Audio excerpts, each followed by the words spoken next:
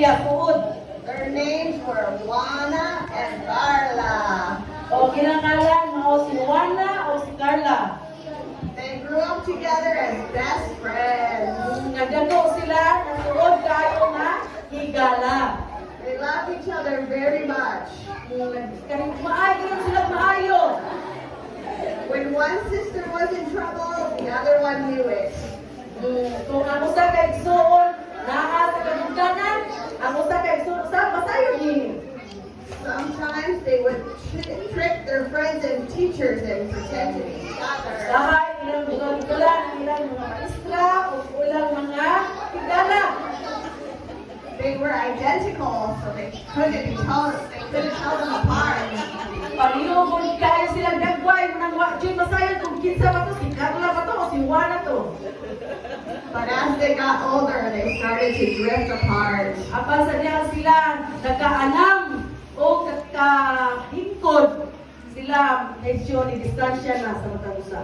The younger sister Carla started to hang out with the wrong crowd. Ang kining mangod nga kaluha, nagsugod siya o pakigamiko sa mga dili maayong higala. She would party, drinking, Sige silang party, smoking. inom-inom, magbubog-bubog.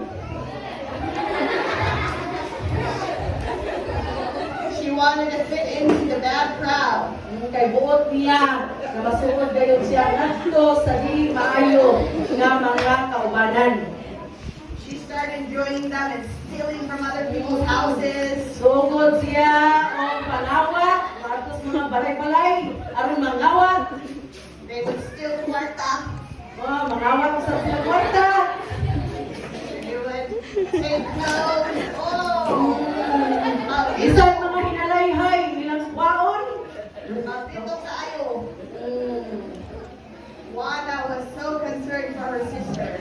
Apan si Juana yung tao nasugod kaayo sa naitabo sa iyahan isuon sa iyang kaluha. She would try to reach out to her, talk to her, and then come back. Iyang learning kasigo na iyang manghod nga nilipas ginahi na uganan. But Carla would not listen. Apan si Carla di cute maminaw dili siya mapatalingon sa iyang kaluha. Okay, so then one day, Usa ka Juana lang was at her house. Samtang siya nagpahulay sa iyang balay. She was going to take a nap. Kung pahulay siya, matulog na siya. Sleeping. Matulog siya. And then she heard a loud bang. Kadungog siya ang kusog kayo. Pagkabo. And Carla is running through the house very fast. Very fast. Carla's Sulod running through si the house. Carla sa balay. Pero ting paspasa. She takes off her shirt and she throws it into a trash can.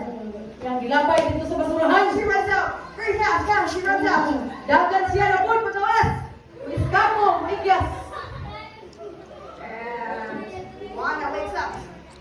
Si Juana nakamata tungkol sa mga nasikas niya na itabo. What happened? Ang sabay na itabo. Where's Carla? Asa ba ito si Carla? She goes to the trash can to see what happened. Niduo siya ngadto sa basurahan ug iyang tan-aw kung sa gyud nahitabo. And she picks up the clothes. Kaya nakit-an ang hinubuan And she is covered in blood. na napuno sa dugo, nagkadugo-dugo. And she realizes her sister is in big, big trouble.